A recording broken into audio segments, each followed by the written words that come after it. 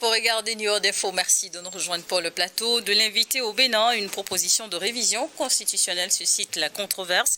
Des députés de la majorité proposent la création d'un Sénat majoritairement composé d'anciens dirigeants du pays et des personnalités nommées et présentées comme un gage de stabilité politique, alors que l'opposition y voit plutôt une manœuvre pour consolider le pouvoir. Je reçois sur ce plateau Nourdine Diallo. Bonjour et bienvenue.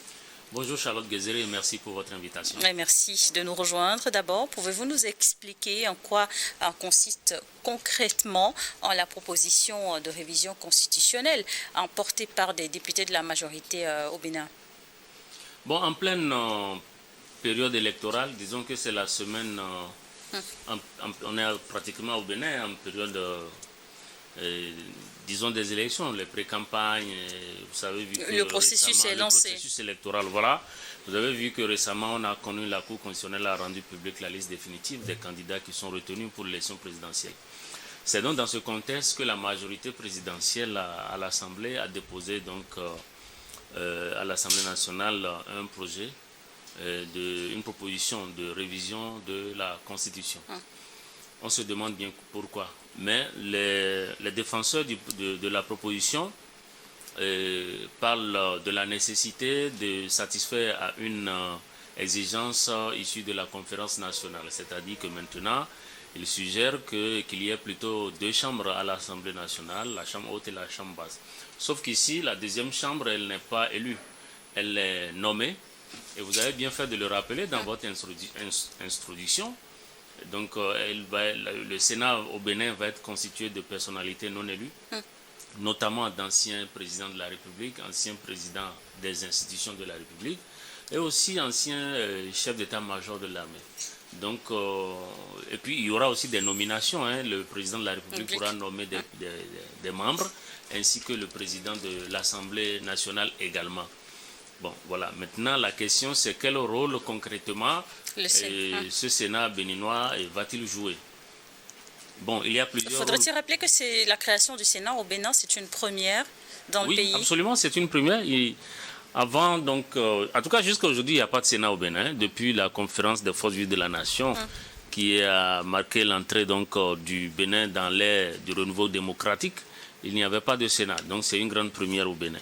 Maintenant, comme je vous le disais tantôt, il y a plusieurs rôles ou missions qui sont dévolus donc à ce Sénat et qui ne sont pas des moindres. Entre autres, le Sénat peut préalablement examiner donc un projet de loi. Le Sénat peut demander également une seconde relecture. Le Sénat peut carrément même rejeter une loi. Donc, les défenseurs parlent de la nécessité donc, de pouvoir garantir la stabilité et la cohésion, et tout en sauvegardant donc, les acquis de développement de la nation. Et en quoi est-ce que cet argument vous paraît à vous crédible ou discutable? Bon, d'abord, c'est diversement apprécié. Il faut dire que déjà, il faut observer un contexte. Le président sortant a déjà dit à plusieurs reprises qu'il ne participerait plus à la prochaine élection, tout en respectant. Donc, c'est une exigence de la Constitution. Ensuite, on connaît désormais les candidats. Donc, on ne peut pas alors dire dans ces conditions que le président Talon voudrait s'éterniser au pouvoir en étant derrière donc, ce genre de modification de la Constitution. Tout de même, pour les opposants, ce projet reste opportuniste. Simplement parce que pour eux, rien ne presse, rien n'exige que ça soit fait. Le timing dérange un peu. Bon, parce que là, ce qui aurait importé en ce moment, c'est que l'opposition, par exemple, puisse concourir aux élections présidentielles, ce qui n'est absolument pas le cas. Pourquoi donc sortir ce projet de révision de la Constitution en ce moment? C'est toute la question. Et justement, l'opposition, elle se montre très méfiante, mais également une partie de l'opinion publique. Pourquoi le projet de loi, selon vous, suscite autant de controverses? Oui, ça suscite de controverses simplement parce que beaucoup n'y voient pas d'abord, l'opportunité. Et deuxièmement, quand on voit les missions qui sont dévolues, qui sont assignées, donc qui seront assignées à ce Sénat, beaucoup pensent que ça va être un doublon. Parce que déjà, il y a une Assemblée nationale qui vote les lois, Maintenant, on met au-dessus donc de l'Assemblée une nouvelle chambre qui, elle n'est pas élue et qui est constituée de personnalités nommées. Bon, donc ça pose un problème. Beaucoup de gens se demandent effectivement quelle est l'idée derrière donc cette révision. Et certains observateurs parlent même d'un verrouillage institutionnel. Oui, parce que quand on regarde un peu, on se demande en réalité, puisque désormais, quand une loi va quitter l'Assemblée nationale, elle sera d'abord, en quelque sorte, amendée par ce Sénat. Alors, quel rôle, donc, la Cour constitutionnelle va jouer désormais? Parce qu'en réalité, ce Sénat-là, tel qu'il est proposé, les rôles qui lui sont assignés, risquent d'empiéter sur les prérogatives de la Cour constitutionnelle d'une part, et sur les prérogatives de l'Assemblée nationale de l'autre. Et en plus, beaucoup d'observateurs pensent qu'en réalité, comme on dit en Afrique, c'est une manière de vendre le mouton, mais de garder la corde, dit un adage béninois. Donc on voit clairement que en fait, le Sénat est une institution qui va davantage contrôler le président de la République. Alors, et à quoi cela sert? Le président Talon, quand il est venu au pouvoir, en tout cas, quand il battait campagne en 2016, il disait que le pouvoir exécutif était trop fort et qu'il fallait trouver les moyens d'amoindrir un peu sa force. Mais pendant qu'il a été là, et pendant les 9 ans et demi qu'il a passé, son pouvoir à lui a été totalement renforcé. Et il n'avait presque pas de barrière et presque pas d'opposition en tant que telle devant qui pouvait le faire plier face à certaines décisions tout de même. Rappelez-vous de la question des prisonniers politiques, par exemple, la question des exilés politiques. Donc je pense que c'est des questions qui n'ont pas pu être tranchées par l'opposition et que le pouvoir en place, l'exécutif en tout cas sous Talon, a été très fort et n'a pas pu être plié. Donc aujourd'hui que le président Talon est prêt à céder donc le fauteuil présidentiel, pourquoi ne pas attendre véritablement que le futur président et même la prochaine Assemblée nationale, parce que c'est des élections générales qui vont se dérouler, pourquoi ne pas attendre l'installation? D'où les interrogations par rapport au timing. Absolument, d'où les interrogations par rapport au timing. Ça va servir à quoi? Pourquoi brusquer les choses? Pourquoi ne pas attendre qu'un nouveau président de la République prenne fonction et prête régulièrement serment? Et pourquoi ne pas attendre qu'une nouvelle Assemblée s'installe? Donc on sent quand même dans cette affaire qu'il y a quand même des non-dits, il y a des choses qui ne sont pas très claires là-dedans. En tout cas, les motivations ne peuvent pas être uniquement ce qui est présenté. Ça, c'est d'abord un. La deuxième chose, elle est la suivante, c'est que vous avez su qu'il y a au moins 6 députés du parti Les Démocrates qui ont démissionné. Alors aujourd'hui, quand on voit qu'avec ces 6 députés, plus les 81 députés de la majorité présidentielle. Ainsi donc, la majorité peut avoir donc la main, c'est-à-dire il fallait 87 députés sur les 109. Pour faire voter donc, pour faire voter la loi sur la révision de la Constitution. Donc, à partir de ce moment, il est difficile aujourd'hui de croire que cette députée n'a pas été... En tout cas, est-ce que vous y voyez un lien? Non, on n'a pas une preuve formelle. Mais il est difficile quand même, parce qu'aujourd'hui, les populations ne sont pas dupes. Il est difficile parce que, qu'est-ce qui se passe? Regardez, il y a seulement quelques jours, 6 députés démissionnent. Et dans le même temps, on dépose un projet de révision de la Constitution, ce qu'on ne pouvait pas faire avant, ce que ne pouvait pas faire la majorité, faute donc de députés suffisants. Mais aujourd'hui, sur quel député est-ce que la majorité compte pour atteindre le nombre des 87? Naturellement que ce seront les 6 députés qui sont partis donc du Parti Les Démocrates. Donc aujourd'hui, il est difficile de penser tout de même que l'opposition n'ait pas été écartée, qu'il n'y a pas eu des manipulations ou de la corruption et qui est œuvré pour que aujourd'hui le pouvoir en soit capable donc d'atteindre le nombre de députés nécessaires pour aller à cette fin. Création au Bénin d'un Sénat avec un pouvoir renforcé sur le plan constitutionnel. Est-ce qu'une telle réforme semble pour vous conforme à la Constitution ou à l'esprit de la Constitution béninoise actuelle? Non, c'est parce que justement la réforme elle n'est pas conforme qu'on dépose, que le projet de révision de la Constitution a été déposé. C'est parce que le Sénat n'était pas constitutionnel. Donc pour le constitutionnaliser, il faut l'introduire. Voilà, il faut l'introduire donc dans la loi fondamentale. Je crois que c'est l'objectif fondamentalement de cette loi. Mais il faut dire quand même que l'opposition est en train de tirer sur la sonnette d'alarme, parce qu'aujourd'hui, ce que propose très clairement le projet, la modification que suggèrent donc les intéressés, il y a un article qui fait polémique, c'est essentiellement, je crois, si je ne me trompe pas, ça doit être l'article 5, qui suggère effectivement qu'il y ait une trêve après les élections présidentielles. Donc pendant 4 ans, c'est-à-dire la loi dit, la suggestion dit que le débat politique concurrentiel peut reprendre à 1 an des prochaines élections présidentielles. Ça veut dire tout simplement que quand un président est élu, pendant 4 ans, personne ne doit le critiquer. Il faut converger vers donc l'action gouvernementale. Bon, oui, comment le pouvoir béninois défend donc cette nouvelle proposition de formule politique? Bon, les tenants pensent que c'est ainsi. C'est cette modification qui va apporter de la substance à l'exercice démocratique, consolider le pouvoir d'État et permettre à ce qu'il y ait moins de distractions pour que, effectivement, après les élections, qu'il y ait moins de crise politique. Mais ce que ça fait, la conséquence, c'est que l'opposition risque de ne plus être existante. Et vous avez vu la déclaration du président Yahi Boni qui dit que lorsqu'il est parti voir le président Talon pour lui demander en tant que garant de la paix et de la cohésion nationale, ainsi donc de la Constitution, il est allé lui demander de peser dans la balance pour que effectivement l'opposition puisse être représentée aux élections. Mais Yahi Boni dit, je n'ai pas la citation exacte, mais il dit que selon lui, ce qu'il a compris de la conception de la démocratie du président Talon, c'est l'inexistence carrément de partis de l'opposition. Et il a donc tiré sur la sonnette d'alarme. Justement, parlant de l'ancien président Yahi Boni, aujourd'hui en difficulté sur le terrain politique avec son parti, les démocrates, pensez-vous qu'il accepterait de siéger dans ce futur Sénat?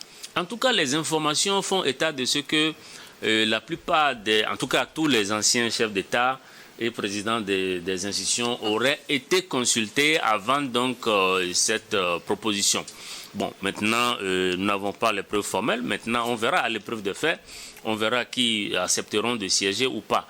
Mais une chose est sûre, c'est que ce que Yahi Boni a dit, comprendre de la notion de la démocratie développée par le président Talon, quand on voit aujourd'hui quelles sont les modifications qui sont suggérées, bon, peut-être que Yahi Boni a raison et que le président Talon, dans sa conception démocratique, ne fait pas de place du tout à la présence donc de l'opposition. Bon, maintenant, on verra très bien. On sait que le président Talon est jaloux des acquis de ces 2 mandats et que dans une certaine mesure quand même, il ne voudrait pas qu'il y ait un éternel recommencement et que les lignes soient bien tracées et qu'il y ait une réelle avancée dans donc le développement de la nation, parce que ce qu'on constate en Afrique aussi, c'est que quand un président vient, il met des politiques en place et tout, quand un autre vient, il balaie tout de revers de main, on recommence, l'éternel recommencement. Est-ce que c'est vraiment ce que le président Talon a l'intention d'éviter pour le Bénin? L'alternance n'est pas toujours contraire à la continuité. Non, pas du tout. L'alternance n'est pas toujours contraire à la continuité. Mais quand vous regardez très bien ce qui se passe au Bénin aujourd'hui, et déjà que d'abord, Romuald Wardani a été désigné par consensus. Ça, c'est un. Donc, il n'y avait pas eu véritablement de primaire au sein donc, de la majorité présidentielle. Ça, c'est la première remarque. La deuxième remarque, c'est qu'aujourd'hui, les candidats de l'opposition seront absents de l'élection. Donc, c'est vraiment une double voie, c'est vraiment une autoroute pour Romuald Wardani d'accéder donc à la Marina. Mais en même temps, je ne comprends pas très bien pourquoi est-ce qu'aujourd'hui il faut encore créer ce Sénat-là pour vider en partie la substance donc du pouvoir du président qui sera élu. On a comme impression qu'il y a un groupe de personnes qui ont un intérêt particulier et qui créent les institutions, qui font les lois et qui donnent l'impression carrément, pour beaucoup d'observateurs, que là, carrément, au Bénin, on est en train d'aller, ou si on n'est pas déjà dedans, dans ce qu'on pourrait appeler la dictature des lois. Oui, parce qu'aujourd'hui, les lois sont faites, des organes peuvent être créés pour satisfaire des intérêts qui, en réalité, on a du mal à croire que tout ça est vraiment fait pour l'intérêt du pays, pour l'intérêt de la nation. Donc, et aujourd'hui, on a comme impression que même, je ne sais pas aujourd'hui si cette révision de la Constitution qui est suggérée va véritablement plaire au candidat de la mouvance présidentielle, Romiad Ouaddaï lui-même. Je ne suis pas sûr que ça puisse lui plaire, parce que tout simplement, là, c'est vraiment comme si... Et c'est vraiment comme si son mentor ne lui faisait pas confiance. Si jamais il est élu, il sera l'un des acteurs de la nouvelle Constitution aussi. Oui, bien sûr, il sera l'un des acteurs, mais il va travailler pas sur la base donc, de l'ancienne Constitution.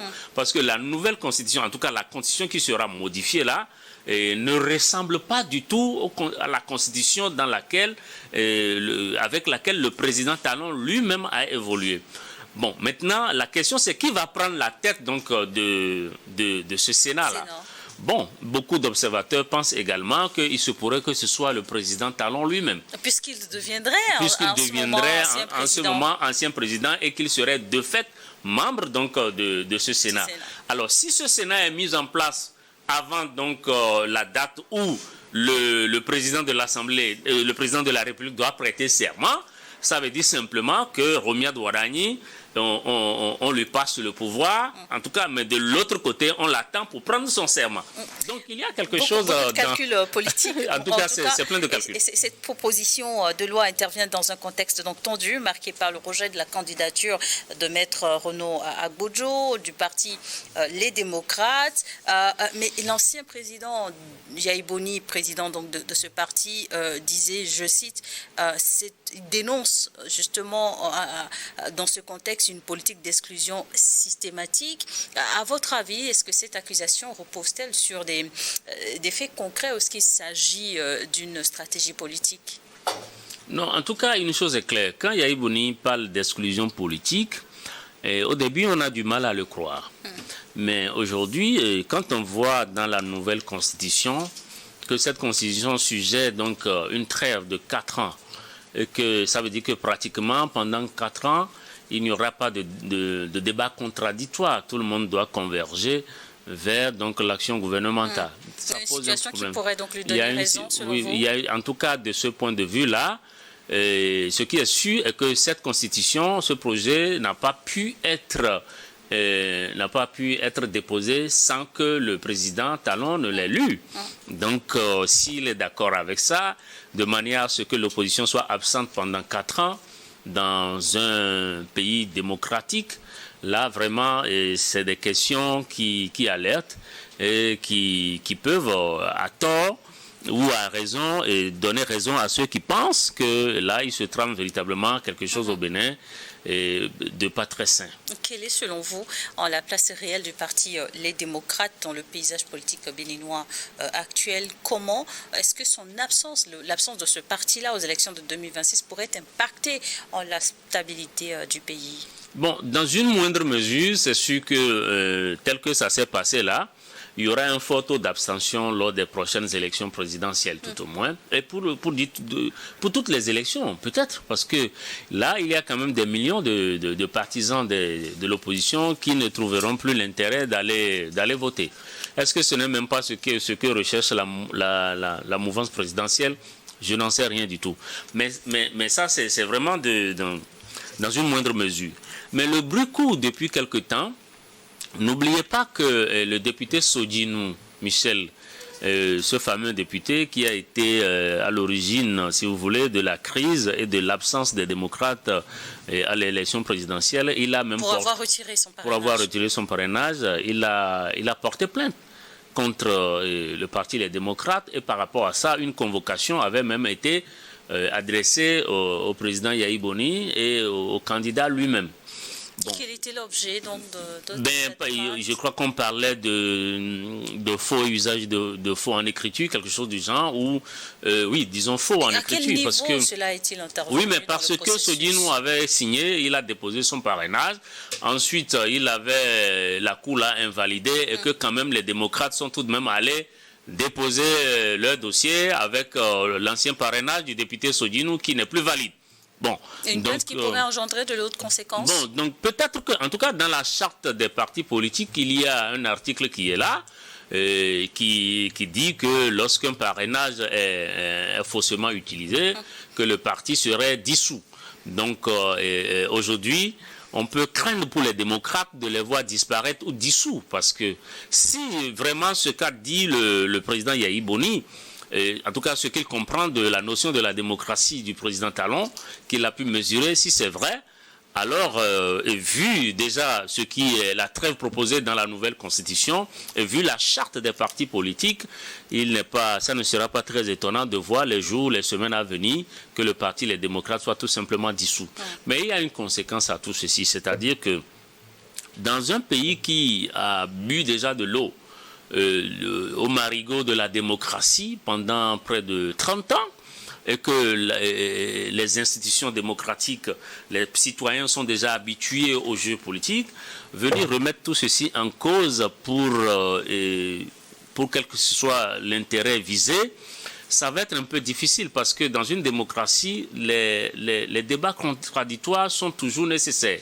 Et faire taire toutes les voix, et faire de façon qu'il n'y ait plus du tout de la critique politique, c'est difficile. Et il n'est pas possible que dans un pays, tout le monde se taise et regarde simplement dans la même direction.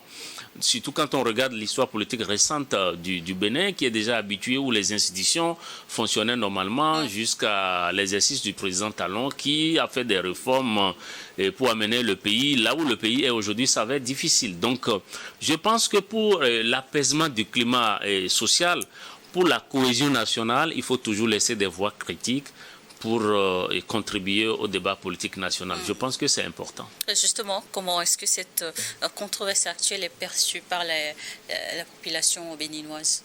En tout cas, au niveau de beaucoup de Béninois, c'est l'inquiétude. Et les gens se posent beaucoup de questions. Les gens se demandent, mais pourquoi est-ce que... Il y a des risques de fracture politique ou sociale à l'approche de la présidentielle. En tout cas, les réformes, en tout cas, les défenseurs de ces réformes disent que c'est pour prévenir les crises. Mais au fond, est-ce qu'à vouloir trop prévenir, on ne risque pas de créer d'autres conflits d'intérêts? C'est toute la question. Et puis aussi, beaucoup se posent la question de savoir, alors, que font donc, que feront ces hommes en kaki dans le futur Sénat? Bien vrai, c'est des retraités, mais quand vous prenez les généraux ne sont jamais à la retraite. Hein. Donc, beaucoup pensent aussi que c'est peut-être une manière, à la suite de ce qui s'était passé en 2019, vous savez qu'il y a eu des drames dans le processus électoral et qu'il y a eu des morts, etc. Beaucoup pensent qu'effectivement, et en mettant donc ces chefs d'état-major dans le Sénat, ce serait de les protéger et de leur donner une sorte d'immunité. Parce qu'ils auraient donc enfilé comme ça, et ils seraient devenus sénateurs, donc leur poursuite serait difficile. Donc en tout cas, c'est vraiment des analyses, et on ne sait pas exactement quelle est l'opportunité de la création de ce Sénat en ce moment au Bénin. Et quelle issue voyez-vous possible pour apaiser les tensions et surtout préserver la stabilité démocratique au Bénin? Non, je ne pense pas qu'il y aurait fondamentalement une crise socio-politique, il y aura des tensions sociales en tant que telles. À cause de l'acte qu'a posé le candidat des démocrates, le maître Renaud Agbodjo, qui n'a pas mis beaucoup de temps pour annoncer son retrait temporaire de la scène politique nationale. Et il a lui-même qualifié ce que beaucoup qualifient d'exclusion. Lui, il a plutôt qualifié de dysfonctionnement de son parti et de rivalité interne. Donc, à partir de ce moment, les démocrates ne peuvent s'en prendre qu'à eux-mêmes. et essayer de voir comment ils peuvent survivre à la crise et au risque de dissolution qui les guette.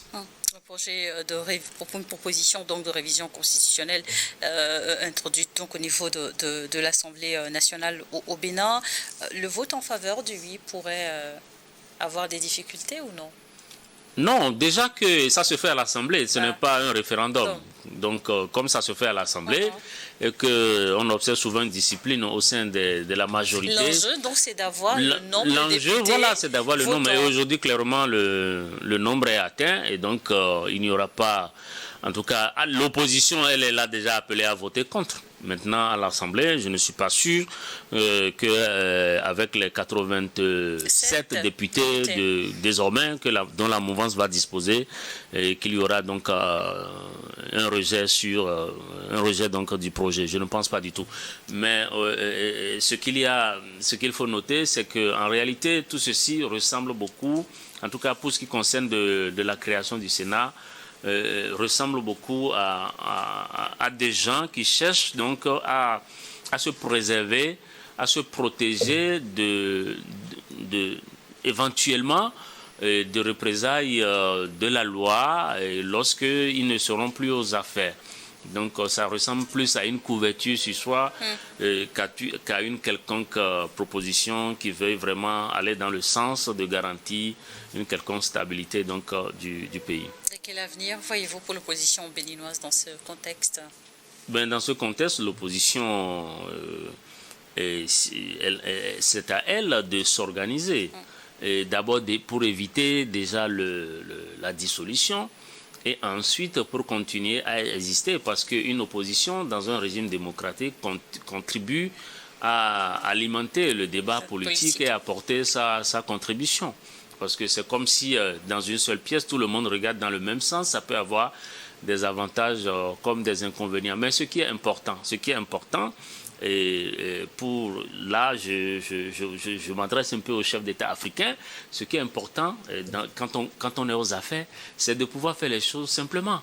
De manière que lorsque vous êtes prêt à descendre, que l'atterrissage ne devienne pas trop compliqué, trop difficile, pour qu'on soit obligé de prendre des mesures qui pratiquement laissent entrevoir donc une volonté de manipulation. Noureddine Diallo, merci d'avoir accepté notre invitation. Merci. Merci à vous également de nous avoir suivis dans l'invité du jour.